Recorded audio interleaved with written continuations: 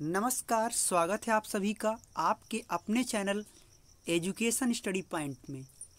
अगर आप super TET, UP TET, C TET, MP TET, यस टेट या किसी भी स्टेट के टेट की तैयारी आप कर रहे हैं तो आपके लिए मनोविज्ञान, शिक्षण कौशल व जीवन कौशल को एक करके प्रश्नों के महत्वपूर्ण संभावित प्रश्नों की श्रृंखला आपके सामने लाए हैं। और प्रश्न कुछ ऐसे होने वाले हैं जो आपके एग्जाम में बहुत ही ज़्यादा हेल्पफुल होंगे।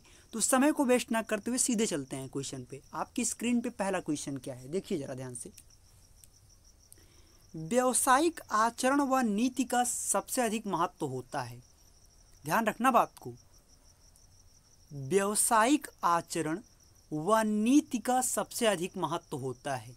पहला ऑप्शन है आचरण में, दूसरा ऑप्शन है निर्णय में, तीसरा ऑप्शन है व्यवहारिकता में, चौथा ऑप्शन है कोई नहीं। आपको क्या लगता है? वैसे बहुत ही बेहतर प्रश्न है, आपको क्या लग रहा है? कमेंट सेक्शन में आप जरूर बताएं इस प्रश्न का उत्तर। आपको क्या लग रहा है आप जरूर लिखिएगा अपना जवाब। इसका पहले तो ये जाने कि व्यावसायिक आचरण है क्या। व्यावसायिक आचरण एक ऐसा आचरण है कि जिसमें व्यक्ति अपने व्यवसाय को चलाने के लिए अपने नीतियों का प्रयोग करता है। पर नीतियां कब सही होंगी? ध्यान रखना, नीतियां तभी सही होंगी जब आपके निर्णय सही होंगे। व्यवहार अच्छा या खराब हो सकता है, लेकिन अगर निर्णय सही होगा तो निर्णय में सारी बातें आ जाती हैं। निर्णय सही है तो आपका आचरण भी ठीक हो जाएगा और उसमें व्यवहारिकता भी आ जाएगी। तो याद रखें, व्यावसायिक आचरण व नीति का सबसे अधिक महत्व होता है निर्णय में। ऑप्शन नंबर भी बिल्कुल सही है। चलेंगे अगले प्रश्न पर। दंड से किस प्रकार की भावना उत्पन्न होती है? दुखद भावना, ग्लानि की भावना, क्रोध की भावना या कोई नहीं? आप जानते हैं अगर दंड मिलेगा तो ग्लानि होगी, पर इसका राइट आंसर क्या होगा? दुखद भावना का भाव होता है विद्यार्थी में। क्योंकि क्लास 1 से 5 तक के बच्चे की बात करता है तो जाहिर सी बात है इसका ऑप्शन नंबर ए हो जाएगा। टाइम नहीं वेस्ट करेंगे, जहां जरूरी है बस वहीं रुकेंगे। निम्नलिखित में से जन्मजात अभिप्रेरक क्या है?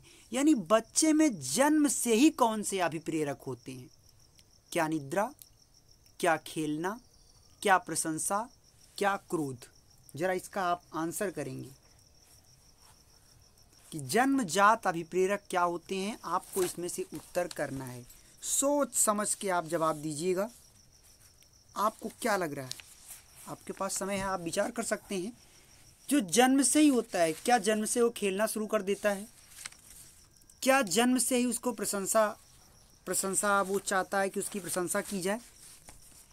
आपको इन बातों पर ध्यान देना है, इस बात का विशेष ध्यान रखना है। इस बात पे आपको विशेष ध्यान देना है। क्या वो जन्म से ही चाहता है कि उसकी प्रशंसा की जाए? सोच समझ के आप जवाब इसका देंगे। जी हाँ, इसका सही उत्तर होगा, सभी को लग रहा होगा निद्रा, लेकिन वो कोई अभिप्रेरक नहीं। अभिप्रेरक वो है जो व्यक्ति को अभिप्रेरित करता है, किसी काम को करने के लिए उकसाता है, तो वो क्रोध है। तो ऑप्शन नंबर डी इसका क्या होगा? राइट ऑप्शन हो जाएगा। चलेंगे अगले प्रश्न की तरफ। निर्देशन के कितने प्रकार होते हैं? तो आपको वो बताना है निर्देशन के कितने प्रकार होते हैं। Option number A 3, option number B 2, option number C 4। तो आपको बता दें निर्देशन के 3 प्रकार होते हैं। कौन कौन होता है? एक तो व्यक्तिगत निर्देशन होता है, एक शैक्षिक निर्देशन होता है और एक व्यावसायिक। यानी एक कौन सा होता है? व्यक्तिगत निर्देशन। व्यक्तिगत निर्देशन, एक तो व्यक्तिगत हो गया। दूसरा निर्देशन क्या होता है? शैक्षिक निर्देशन होता है। दूसरा आपका शैक्षिक निर्देशन होता है। तीसरा आपका होता है व्यावसायिक निर्देशन, जो कि अभी मैंने बात की, व्यावसायिक निर्देशन की बात कर रहा है। तो निर्देशन के 3 प्रकार होते हैं: व्यक्तिगत निर्देशन, शैक्षिक निर्देशन और व्यावसायिक निर्देशन। चलेंगे अगले प्रश्न पर। परामर्श का उद्देश्य क्या है? आपको बताना है। परामर्श के वैसे तो बहुत से उद्देश्य हैं, जैसे मैं आपको बताऊं, ऑप्शन ए कहता है बच्चे को समझना, बिल्कुल सही बात है। बिना आप बच्चे को समझे क्या परामर्श दोगे। दूसरा, बच्चे की कमियों के कारण का पता लगाना, बिल्कुल राइट आंसर है। तीसरा, बच्चे के समायोजन में सहायता प्रदान करना, यह भी सही है। तो सी यानी डी वाला ऑप्शन यानी तीनों सही हैं। वैसे देखा जाए तो बच्चे को समझना भी जरूरी है, बच्चे की समस्याओं का परीक्षण यानी पता लगाना भी जरूरी है, बच्चों को सही स्थिति से अवगत कराना भी जरूरी है, भविष्य के कार्यों की रूपरेखा तैयार करना भी जरूरी है। ऐसा कुछ ऑप्शन दिखता है तो ये सभी सही विकल्प माने जाएंगे। तो इसमें आपका चारों विकल्प सही है, इसलिए ऑप्शन नंबर डी सही हो जाएगा। चलेंगे अगले प्रश्न की तरफ। एक शिक्षिका अपने शिक्षण में दृश्य श्रव्य सामग्रियों और शारीरिक गतिविधियों का प्रयोग करती है क्योंकि, पहला ऑप्शन है वे शिक्षक को आराम देते हैं। जी नहीं भाई, निगेटिव आंसर। क्या आराम देगा? दृश्य श्रव्य सामग्री का कोई प्रयोग करके शिक्षक पढ़ा रहा है, वो आराम देगा उसको? नहीं। प्रभावी आकलन को सुगम बनाते हैं? जी नहीं। वे विद्यार्थियों को वैविध्य उपलब्ध कराते हैं? हो सकता है विविधता है इसमें, लेकिन ऑप्शन नंबर डी पे जाइए। क्या कह रहा है? इनमें अधिकतम इंद्रियों का उपयोग सीखने को संवर्धित करता है। जाहिर सी बात है, जब दृश्य या श्रव्य सामग्री लगा होगा, कोई स्क्रीन सामने लगा होता है, तो बच्चों के आँख हो, कान हो, मतलब आंखें बिल्कुल एकदम नियंत्रित रहती हैं, उसी पे एकदम फोकस रहता है, तो क्या करती हैं, सीखने को बढ़ावा देती हैं। तो इसका बिल्कुल कौन सा ऑप्शन सही होगा? ऑप्शन नंबर डी इसका सही हो जाएगा।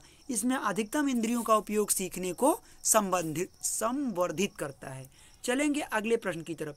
प्रारंभ में कितने मौलिक अधिकार थे? इस पर बिना वेस्ट किए टाइम 6 मौलिक अधिकार थे शुरुआत में। अगले क्वेश्चन पर, एक विद्यार्थी अपने समकक्ष व्यक्तियों के समूह के प्रति आक्रामक व्यवहार करता है और विद्यालय के मानदंडों को नहीं मानता, इस प्रकार के विद्यार्थी को डैश की सहायता की आवश्यकता है। बहुत ही जबरदस्त लेवल का प्रश्न है। जो हमारे नए व्यूअर हो वो चैनल को सब्सक्राइब जरूर कर लें।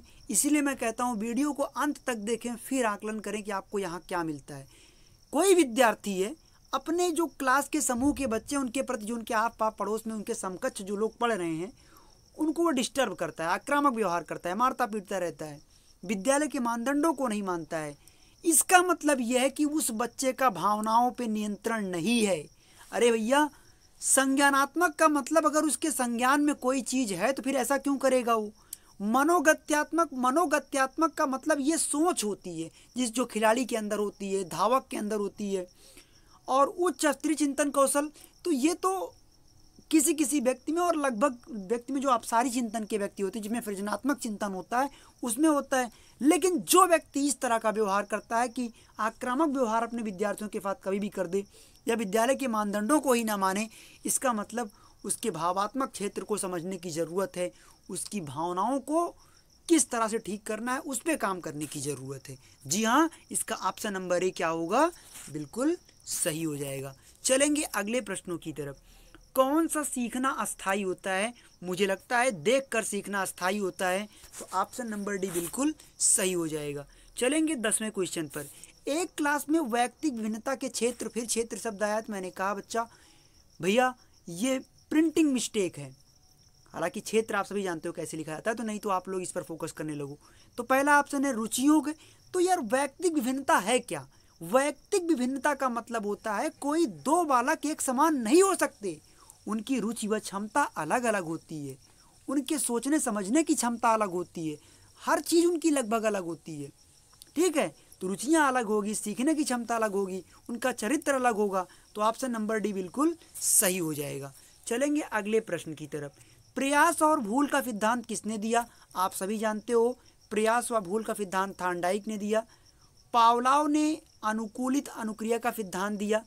पावलोव ने उसी सिद्धांत का नाम उनके क्लाफिकी का सिद्धांत था, उसी को संबंध प्रत्यावर्तन का सिद्धांत किया। पावलोव ने कुत्ते के ऊपर प्रयोग किया। स्किनर का क्रिया प्रपूत अनुबंधन का सिद्धांत था। स्किनर ने पुनर्बलन शब्द पे जोर दिया था, जबकि पुनर्बलन का सिद्धांत क्लार्क एल हल ने दिया था। चलेंगे अगले प्रश्न पर। संबंधवाद का सिद्धांत किसने दिया? आप जानते हैं जो त्रुटि व प्रयास का सिद्धांत था वही संबंधवाद का सिद्धांत था। क्योंकि हुआ क्या कि जब बिल्ली कटघरे में बंद थी तो बिल्ली के सामने खाना रखा गया, तो बार बार बिल्ली के पंजे का उस खटके पर लगना, तो अचानक एक बार जब वही पंजा खटके पे लग जाता है तो खटका खुलता है और दरवाज़ा खुल जाता है।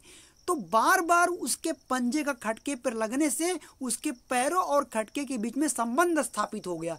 इसीलिए इस सिद्धांत को संबंधवाद का सिद्धांत कहा गया, इसीलिए इसको त्रुटि व पर्याप्त का सिद्धांत कहा गया, इसीलिए सिद्धांत को अधिगम का बंध का सिद्धांत कहा गया, इसीलिए सिद्धांत को यसार का सिद्धांत कहा गया। समझ गए ना आप इस चीज़ को? स्टिमुलस रिस्पॉन्स थ्योरी कहा गया।